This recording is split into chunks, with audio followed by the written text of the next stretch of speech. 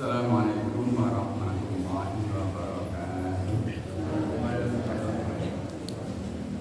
Alhamdulillahirabbil alamin. Alhamdulillahi rabbil nasta'inu ala umuri dunya waddin wa la hawla wa la quwwata illa billahil aliyyil azim. Allahumma shalli ala sayyidina wa habibina wa maulana Muhammad wa ala alihi wa sahbihi wa sallim.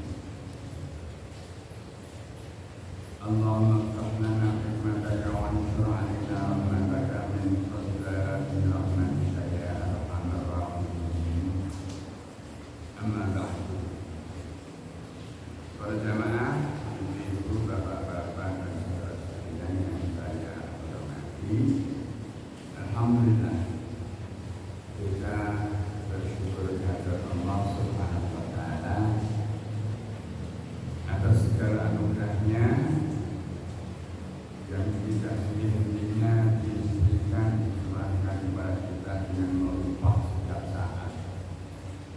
Apapun yang kita butuhkan yang menjadi kebutuhan hidup kita senantiasa dipenuhi oleh Allah Subhanahu wa taala. Semoga semua anugerah tadi bisa mengantarkan kita untuk memperoleh ridha Allah Subhanahu wa taala.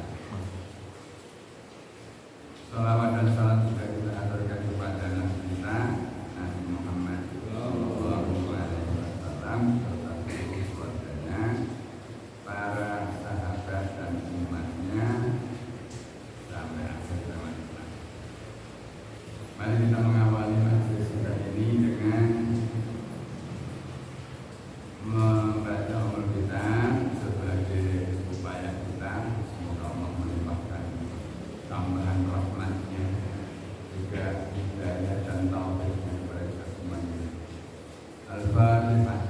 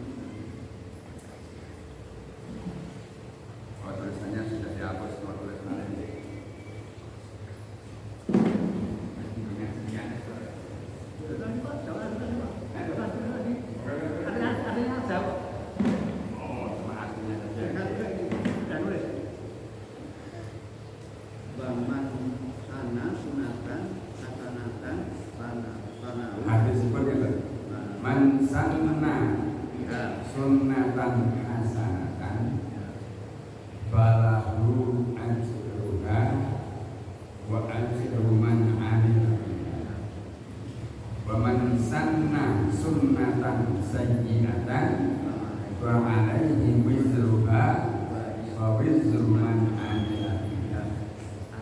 Artinya, barang siapa yang mentradisikan suatu kebiasaan yang baik, maka ia akan memperoleh pahala dari pembiasaannya dan dari pahala orang yang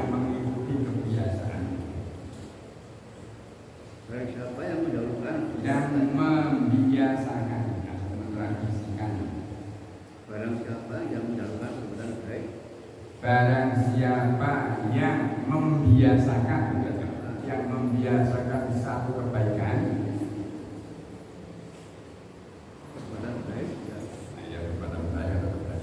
maka ia akan memperoleh pahala dari kebiasaannya itu,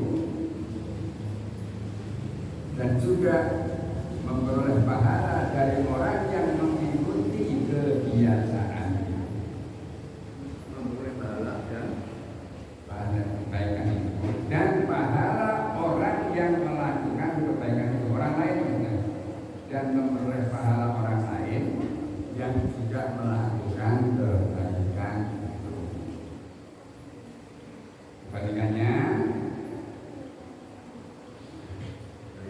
Kebalikannya barang siapa yang membiasakan satu keburukan, maka ia menanggung dosa dari kebiasaan itu.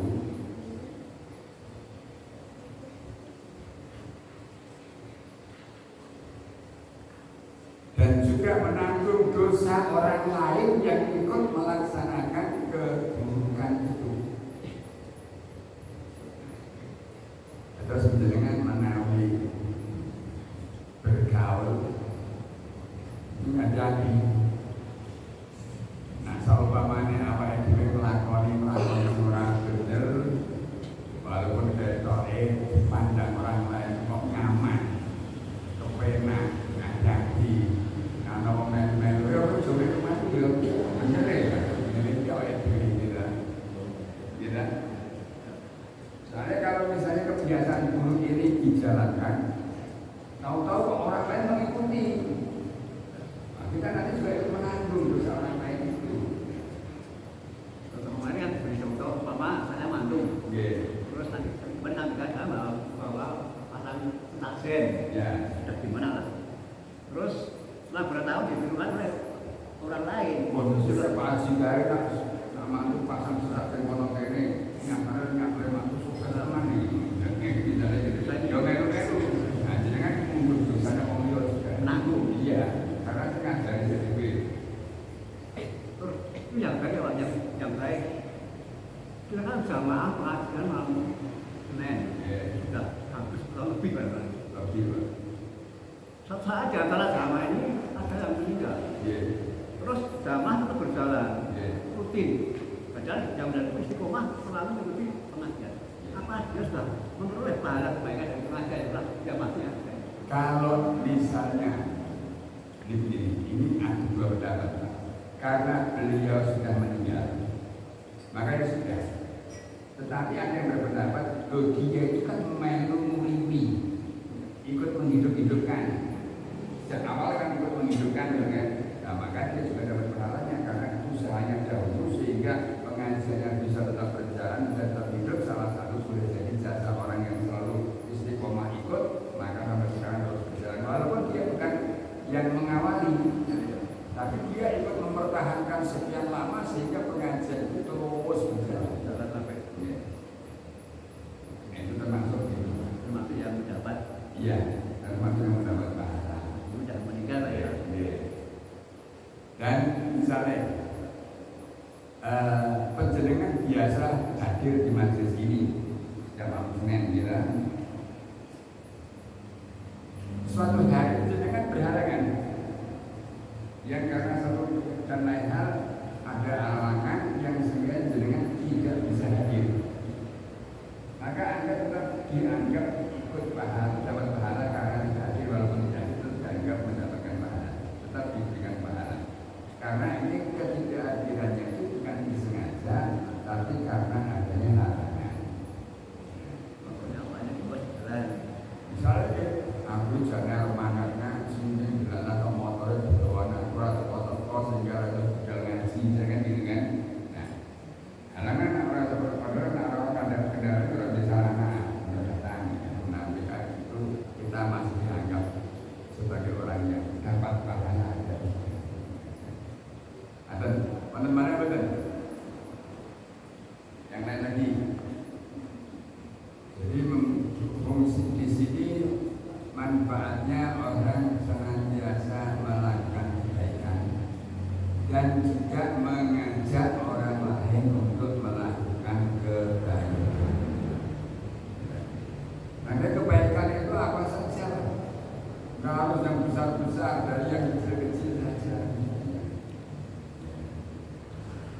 biasanya non sewu kebiasaan pun kalau di kampung itu kalau bertamu di rumah orang tetangganya itu biasanya le dodok lawang itu kalimat tersebut. Nah, assalamualaikum warahmatullahi wabarakatuh. Kalau sekarang udah mulai banyak assalamualaikum ya. Kalau dulu kan Kulon Nuwun gitu yang umum gitu. Ya merubah kebiasaan dari Kulon Nuwun dengan assalamualaikum kan jauh lebih baik kan.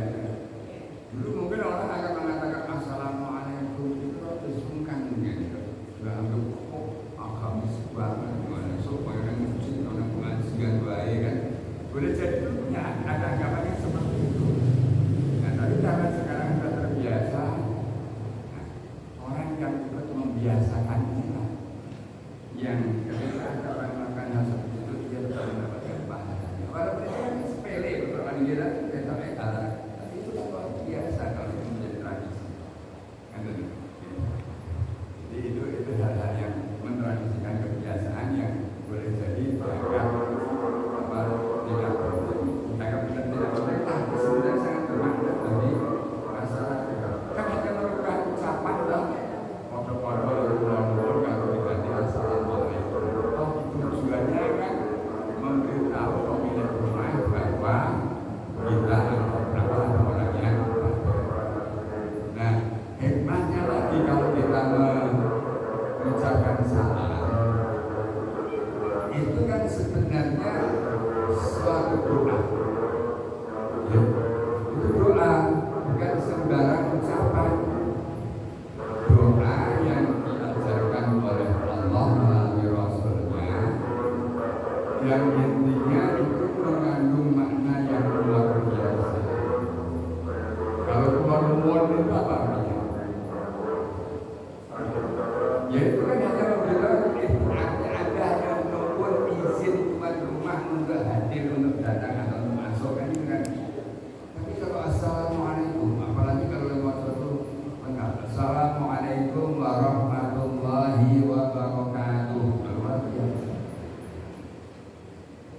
Saking bagusnya doa yang disampaikan, maka Rasulullah mengatakan bahwasanya menjawab salam itu hukumnya wajib walaupun cukup satu orang yang jawab. Saking arti itu, mau itu tak ada orang yang jawab gimana. Maka menjawab salam itu hukumnya wajib. Wajibnya disebut wajib kifayah. Jadi kalau sudah satu orang menjawab ya sudah. Dan ciri orang pelit itu salah satunya jawab salam mau. Jawab salam aja jawab kan. Ya.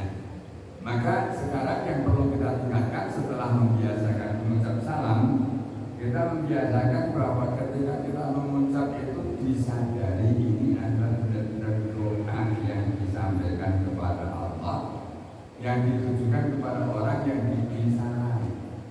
Selama ini boleh jadi orang yang mengucapkan salam hanya sekedar lewat aja kan gitu, hanya sekedar ucapan kayak wes nggak bermakna. Nah, alangkah baiknya sekarang kita sadari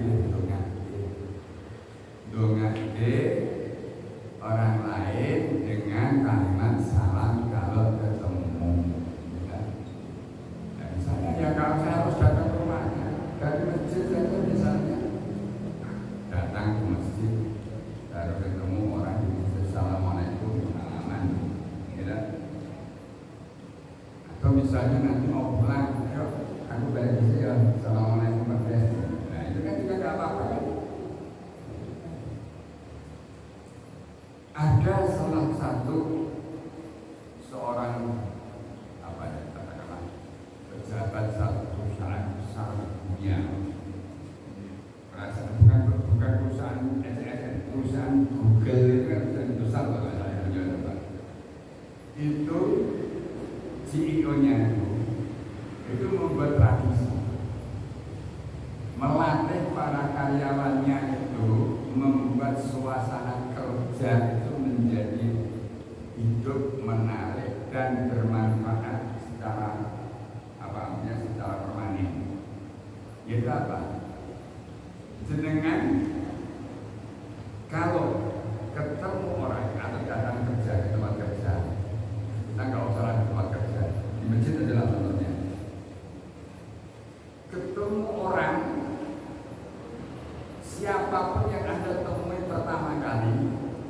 mendoakan secara diam-diam. Secara diam-diam. Nah, doa secara diam-diam ini luar biasa. Salah satu doa yang pasti diijabah oleh Allah Subhanahu wa taala itu adalah doa seorang mukmin kepada saudaranya mukmin yang lain tanpa sepengetahuan orang yang didoakan. Dan jenengan misalnya saya kok melihat Pak dan itu walaupun saya mengucapkan salah, tetapi saya secara khusus mendoakan Pak terus dikasih sehat. Tapi tanpa saya beritahukan itu Allah pasti dijawab Pak. Doa seorang mukmin kepada saudaranya mukmin yang lain yang tidak diketahui oleh pihak yang didoakan itu pasti dijawab. Dan dengan doakan kalau umum itu kan ya sudah dengan kata-kata kalimat salam tadi umum, ya. Tapi secara khusus pribadi, misalnya, Pak Toyo, belum gue dari bahagia rumah tangga. Tapi tanpa sepengetahuan beliau, ini dibuat katakanlah semacam bertahap. Orang pertama yang saya temui tak doakan. Ya apa sih doanya? Kan doa itu untuk kebaikan ya.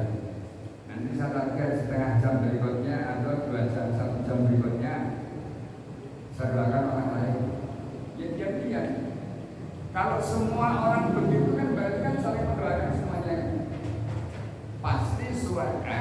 Sekarang rahasianya kalau misalnya penjenengan secara diam-diam mendoakan orang, kalau kita misalnya dari sini sekian orang, doakan setiap seperempat jam 1 orang. Pertama Pak Abu, nanti kedua masih itu, yang lainnya 1. Kira-kira di dalam hati penjenengan muncul tidak rasa dengki kepada yang didoakan? Tidak. Nah, kalau semua orang berlaku seperti itu kan masing-masing tidak akan muncul sikap benci kan? Tidak akan muncul sikap dengki, tidak akan muncul sikap iri dan seterusnya. Sehingga akhirnya apa? Akhirnya persahabatan, pertemanan di antara kelompok jamaah itu pasti orang-orang ingin membuat baik kepada yang lain. Semuanya pasti menginginkan orang lain menjadi sama-sama memperoleh kita. Tidak akan ada jegal-jegalan, tidak akan ada persaingan yang tidak. Terus siapa kesedungan ke motor terus ada jegal-jegalan, kan dia orang mungkin. Itu dampak psikologisnya. Tidak. Secara ini diterapkan, mohon maaf. Yang mengatakan mohon maaf bukan orang Muslim. CEO top CEO-nya Google. Itu kan luar biasa kan itu. Jadi begitu datang ke kantor, siapa terserah orang yang kamu lihat pertama kali doakan. Itu ditambahkan kalau begitu masuk kantor, kalau begitu foto-foto aja, cuma tinggal hati aja. Nanti 1 jam berikutnya pilih orang lain lagi. 1 jam berikutnya pilih orang lain lagi. Doanya kalau saya ngomong panjang-panjang ya, semoga rezeki melancar, jangan gitu.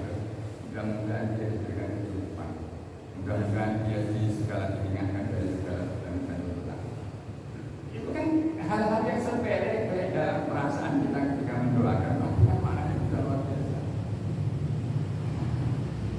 Apalagi kalau dengan melakukannya secara konsisten terus-menerus setiap saat, setiap hari dalam lingkungan yang sama, pasti kita akan membawa perubahan. Pengalaman orang-orang yang sukses, ini salah satu motivasi yang sudah perlu hadir. Ada orang menginginkan sesuatu itu bayangkan itu sekarang keinginannya besar. Jadi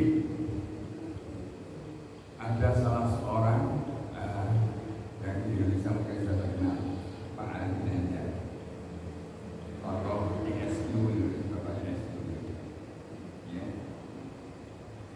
Itu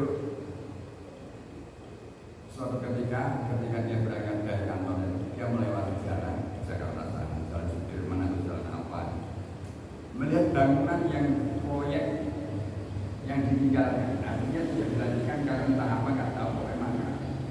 Setiap melihat proyek itu, dia itu kan juga punya cita-cita ingin membangun tower, bangunan apa misalkan lagi. Yang dia doakan pertama keinginan untuk membangun tower terus, tapi melihat bangunan suatu proyek bangunan yang juga tinggi kok mangkrak, mungkin pemiliknya atau kontraktornya kehabisan modal juga bisa. Dia hanya mendoakan bangunan itu segera dilanjutkan dan segera jadi, sambil diiringi bacaan sholawat. Setiap hari lewat situ mangkrak terus, tapi saya pendelok itu pasti hitung aja yang muka-muka lah berhasil cepat selesai karena dibacakan sholawat. Ya, padahal itu bukan miliknya Pak. Padahal bukan miliknya. Ternyata Pak, begitu tahun kedua mulai ada satu orang bersih-bersih di situ, mulai dapat perhatian. Tahun ketiga itu proyek dimulai lagi sampai akhirnya selesai. Dan alhamdulillah beliau sendiri akhirnya juga mendapatkan atau berhasil membuat sebuah tower miliknya sendiri. Ada bangunan pencakar langit yang ada di Jakarta miliknya IS gitu. Itu akhirnya juga berhasil. Sedangkan kalau di sini yang di lain itu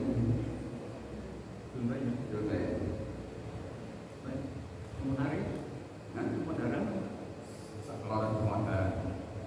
Satu lagi perumahan Wirabana, kampung sini, Gasari, Gasari.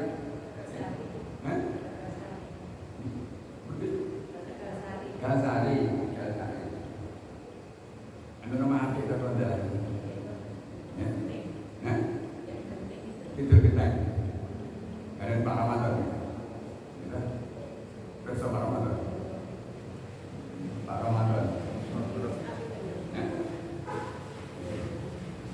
itu beliau cerita, ketika melihat itu pengen bercita-cita berpisah, rumah itu jadi pengen sekali rumah itu jadi gitu. Setiap melihat rumahnya itu bacakan sholawat, mulai serambat hasil sholawat yang dilakukan dengan mengatakan ia ingin sekali rumah itu menjadi miliknya. Alhamdulillah jadi miliknya, dibeli. 3M Pak ini Pak. Iya. Dibeli Pak kan? Ya, rumah jadi. Belum jadi Pak. Ya, masih belum jadi, artinya belum sempurna. Dengan itu kan kekuatan doa, kekuatan doa. Dengan ngobrol di rumah misalnya kok pengen ngobrol, tapi yang baik-baik. Dan kalau minta itu, kalau Rasulullah itu mintalah sesuai dengan kemampuanmu. Yang kemampuan itu nanti jika untuk kebaikanmu. Ya kalau kita minta rumah dengan kafe, itu pasti rapat bayar dia malah repot. Minta pengen dikasih mobil jalur mobil itu mahal pasti tahun 5 juta. Nah kalau mobilnya harganya miliaran kan pasti kita tahu kan miliaran juta gitu. Misalnya seperti itu. Nah, iya kalau minta kendaraan mobil ya mintalah yang wajar yang sekiranya nanti membawa manfaat dan bisa tidak memberatkan kita untuk katakanlah perawatan dan pengurusannya. Gitu saja. Kalau minta ya boleh, tapi misalnya boleh. Ada lagi pada pertanyaannya? Pertanyaan yang lain, mau Pak? Bagaimana menyikapi musibah? Karena kita kadang kalau kena musibah itu istilahnya kurang bersabar dan kadang bahkan menyalahkan katakanlah orang lain. Pertama, musibah itu sendiri harus kita sikapi dan kita pandang sebagai satu. Itu adalah sudah menjadi takdirnya Allah. Sudah menjadi takdirnya Allah. Kalau sudah menjadi takdirnya Allah, jadi dari betul nanti kira. Dan Allah menetapkan bahwa segala sesuatu itu nanti termasuk musibah itu sudah menetapkan sebelum terjadi harus ditulis dan lauh mahfuz. Jadi dulu ceritanya Nabi Musa itu betul-betul nyalahin Nabi Adam. Goro-goro bapak bisa mangan buah bolu saja anak makan berkoso apa ya. Goro-goro mangan buah bolu ketemu punya bapak akan kurang ajar bisa merasa keinginan mau saya anak sampai berkoso apa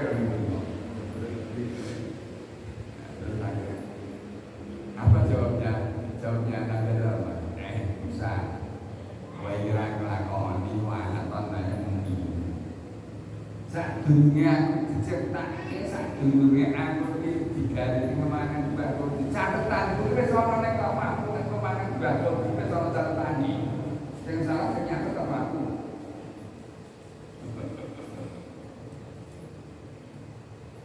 Nah, ada lagi. Jadi kalau dari takdirkan ya wis kan. Nah, yang menjadi masalah kira-kira catatan itu bisa dirubah atau tidak? Itu yang benar. Ternyata catatan itu ya bisa dirubah, tapi yang bisa merubah hanya Allah. Gitu.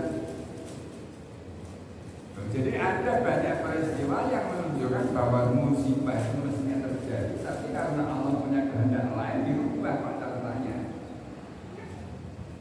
Contohnya,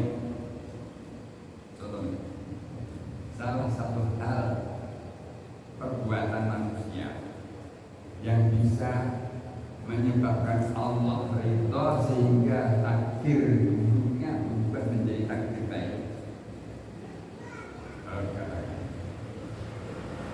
Ini muridnya Nabi Ibrahim sowan kepada Nabi Ibrahim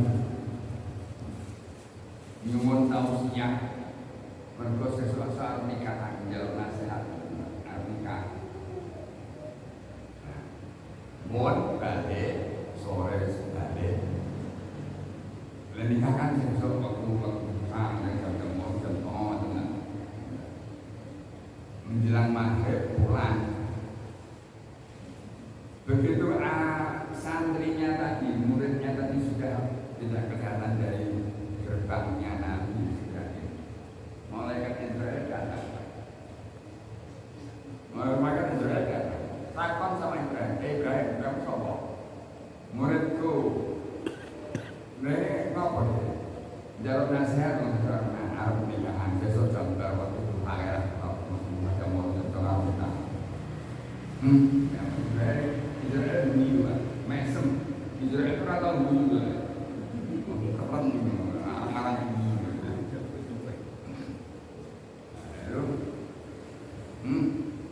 Saya sampaikan satu lagi sebelumnya mana saja. Bu Ibrahim kaget Pak. Wah ditututi santri wong. Ojo nikah sesuk bar mari nikah ora kena sok nilai ngalami malam pertama. Tadi akhirnya Ibrahim dia bilang, ayo wes sama dengan sedulur yang lawan mahfud kaya ngono ya wes lah. Ya wes. Akhirnya sesuk-esuk dewe Ibrahim nunggu waktu, orang nunggu berita pernikahan bocah itu boten. Nunggu lagi tolong ayam orang. Ibaratnya kalau saya kerumuh ngenteni pengumuman masjid sing innalillahi sing ngenten. Nah, kalau dari nanti awal aku beritani, ngantar sore, ngantar bilang berikutnya orang aku beritani, ngantar Ibrahim lali, terus ngantar bertahun-tahun lali, sehingga Ibrahim itu baru mendapatkan berita santrinya tadi meninggal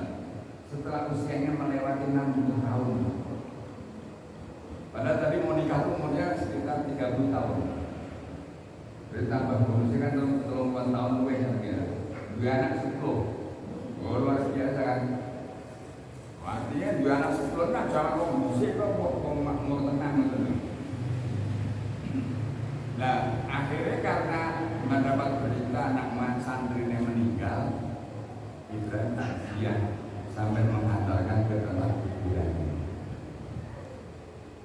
Sampai di sana, begitu orang-orang sudah pulang dari pemakaman, Ibrahim itu balik dari diri ke undukan ke santri. Di gerbang kuburan ketemu Israel. Israel ini jomlah itu, ngamusi, ngeprank aku, ngeprank itu. Santri ini jari bisa kok ngomongnya saat dulu subuh, jabut nyawanya orang nikah, kok ngantar luweh 30 tahun ngantar di anak subuh, berarti itu ngamusi ya. Orang itu menceritakan. Dino kaya aku saat dulu subuh, aku ngerti nginceng bocah ini. Dia begini iku sholat tahajud sawasnya aku jam terus aku pengen jam sebenarnya jabut nyawanya. Dumadaan Gusti Allah mengutus malaikat liyane, malaikat khusus utusan Gusti Allah. Surat perintah kanggo nyabutnya wong jaluk tarik nek. Lha aku yo entuk ayat-ayat akhir kami berdua menghadap Allah kembali. Apa sebabnya kok tarik rasul. Ternyata menurut Allah itu ridho dengan amalan si santrinya Ibrahim tadi. Jadi setelah pulang dari tempatnya Ibrahim, ia pulang. Nah, mulai dari maghrib Isya itu dia membagi hartanya menjadi dua. Yang separuh diberikan fakir miskin dan anak-anak yatim di kampung itu. Yang separuh dia pakai untuk modal hidup berumah tangga. Allah ridho dengan cah nom tidak kaya ngomong. Sehingga jatah kudune harus dicabut nyawanya malam itu dirubah terus Allah tambahin sakar itu Allah. Ini pertama lagi. Sing jenenge musibah iki wis ditulis ning Lauh Mahfuz. Nek wis ditulis Mahfuz ora iso mesti kejadian. Bisa dirubah, ini bisa dirubah harus Gusti Allah. Caranya beramallah amal yang diridhoi Allah, yang boleh jadi nanti Allah akan merubah takdir tulisan takdir kita yang ada di sana. Ini yang pertama. Nomor kali bahwasanya musibah itu adalah sebagai bukti kita benar-benar beriman kepada Allah. Karena kalau orang beriman itu pasti imannya diuji Pak. Jangan kok ngaku mukmin diuji sik tenan ora. Nek sing nguji sesama manusia Pak. Mengapa dia mukmin tenan? Bagi sewu tadi kan cara dengan katakanlah memurtadkan umat Islam dengan yang ikut murtad itu kan aku juga muslim, aku muslim terus ngajak kancane murtad soalnya benar kebenaran di bagi. Nah, wong arep cek kowe mantan muslim, bener. Iso maca Al-Qur'an iso. Iki apa ayat terus iki. Mboten mohon nggih to. Itu ngecek. Nah, Gusti Allah mboten ngoten. Diuji nganggo musibah. Iman itu kuat tenan ora. Diuji dengan musibah. Kalau diuji kok tetap sabar, maka imannya ditinggikan derajatnya. Ya. Derajat itu maka waktu dari surat apa? Ya Allah, Rabbana suratnya Quran.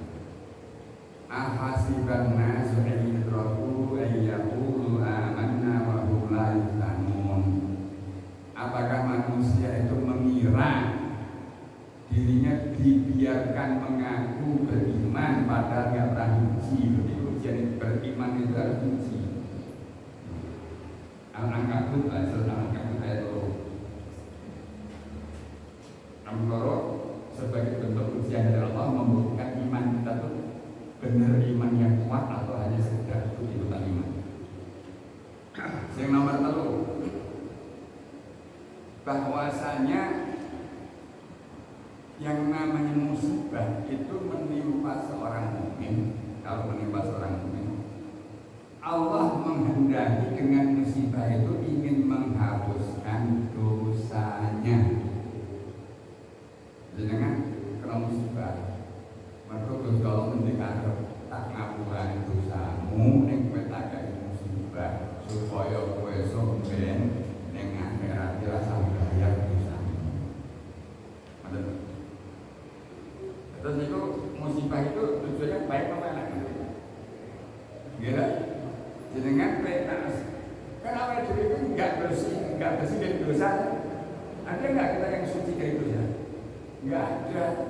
Maka kalau kita misalnya dosanya dibersihkan di dunia, ya syukurlah. Nggak mengakhir rasa bayar kok. Nggak bayar mengakhir itu kosong ya masalah. Kemudian lebih domo, tingkat seksanya lebih parah. Dan jenengan nongkrong musibah seksual yang neraka serap musik ketulung. Jenengan nampa musibah ning donya bengok-bengok tanggane sing teko. Nggih mboten. Lho sanajan lara ning donya, sambat-sambat rokok, sambat sedulur kan tasih saged. Ning akhirat, Pak. Sapa sing sambat? Mun boten enten mulai nek sak komplit dibayar kene ya lumayan. Lho niki soalnya wis sudah menjadi sunatullah. Sunatullah itu pun barang siapa yang melakukan keburukan pasti dia akan merasakan. Barang siapa yang melakukan keburukan sekecil apapun, sekecil zarah sekalipun, pasti dia akan merasakan akibatnya atau membalas, akan dibalas dengan keburukan. Faman ya'mal mithqala dzarratin syarran yarah. Pasti ngrasake, lah saiki ngrasake jangan memilih akhirat, memilih dunia. Pokoknya ngrasake ini kok wis hukume Gusti Allah saate. Kecuali yang menentukan Gusti Allah ora tak balas. Ora tak balas ning akhirat, ora tak balas ning dunia ning urip tak gawe kosong. Lah padha kaya itu jenenge. Dadi musibah tadi. Maka tadi musibah itu sebelum terjadi, sebelum menimpa, ia sudah tertulis di lauh. Ya. Kedua, musibah itu dimaksudkan oleh Allah untuk menguji keimanan seseorang. Ya, kalau iman kita ini mendapatkan musibah, berarti sebenarnya Allah itu menyediakan kesempatan untuk mengangkat derajat kita. Yang ketiga, bahwasanya musibah yang diberikan kepada orang mukmin itu oleh Allah dijadikan sarana untuk menghapus dosa-dosa. Dan yang keempat, ada yang keempat, supaya manusia itu tidak menyombongkan diri di hadapan Allah ataupun di hadapan makhluk yang lain. Karena kalau dia tidak pernah mengalami musibah, pasti dia akan menyombongkan diri sebagai orang yang senantiasa sentosa.